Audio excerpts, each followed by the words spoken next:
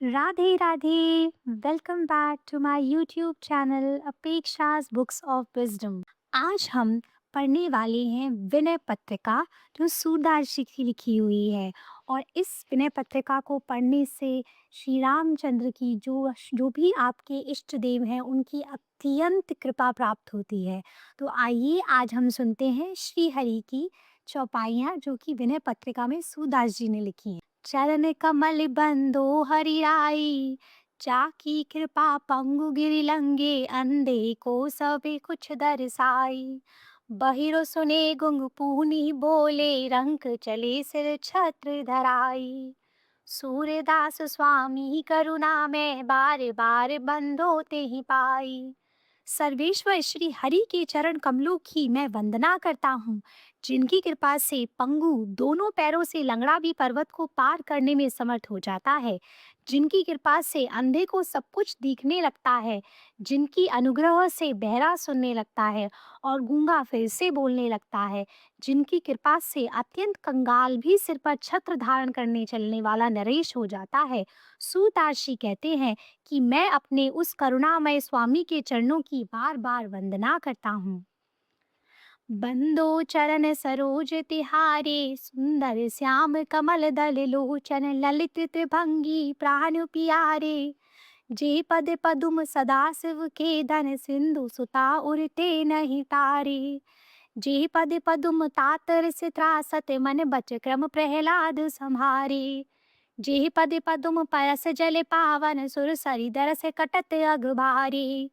जे पद पदुम परस ऋषि पत्नी, बल निर्ग व्याध पतित बहुतारे। जे पद पदुम रमत वृंदावन, अहि सिर धरि अगणित रूप भारी। जे पद पदुम परस प्रतिभामिनी, सर बसते तत सुध सदन विसारे।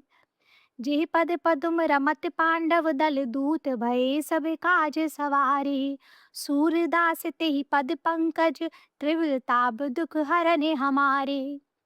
प्राण प्यारे त्रिभंग सुंदर कमल दल लोचन श्याम सुंदर, मैं आपके चरण कमलों की वंदना करता हूँ।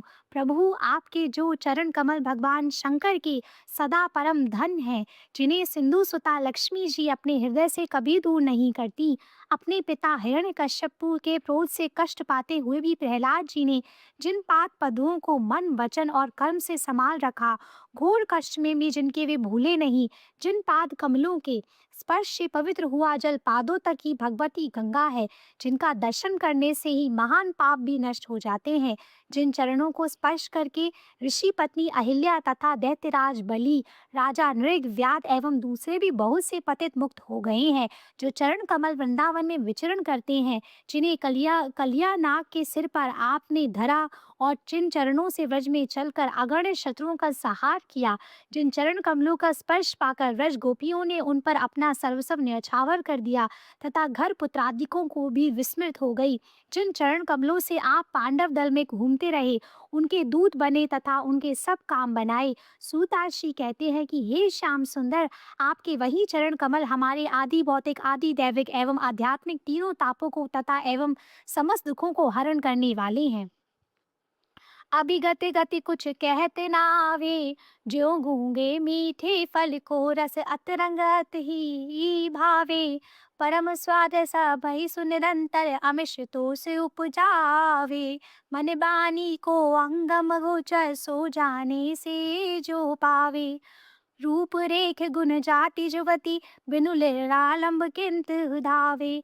सब विधि अगम विचार ही ताते, सुर गुण पद गावे।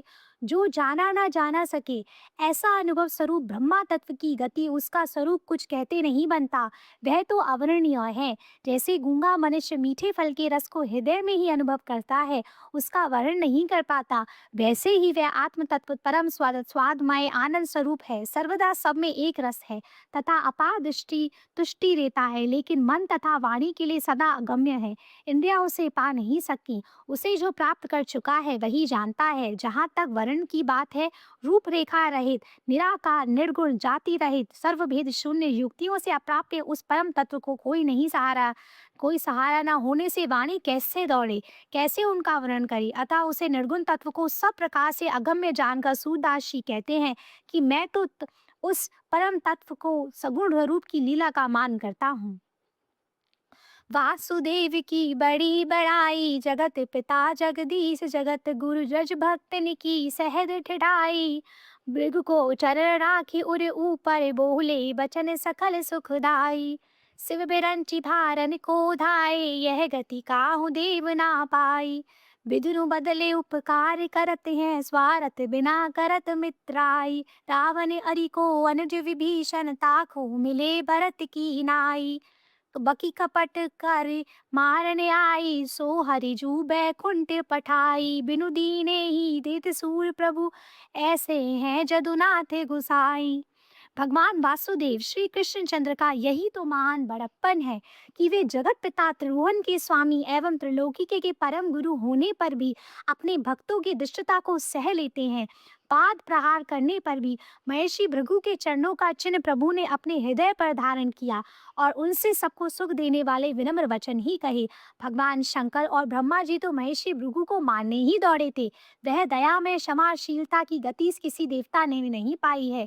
दया में श्याम सुंदर बिना बदला चाहे ही उपकार करते हैं, बिना स्वार्थ की मित्रता करते हैं। रावण शत्रु था, किंतु उसे शत्रु के भाई विभीषण से अपने सगे भाई भरत के समान मिले। बकी पूतना राक्षसी कपट करके सुंदर नारी रूप बनाकर दूध पिलाने के बहाने मारने आई थी, किंतु उसे श्याम सुंदर ने वैकुंठ भेजा। सूरदास जी कहते हैं कि मेरे स्वामी श्री यदुकुलनाथ ऐसे दया धाम हैं कि बिना कुछ दिए ही सब कुछ दे देते हैं। बोलो वासुदेव कृष्ण भगवान की जय। बोलो मेरे कृष्ण भगवान की जय।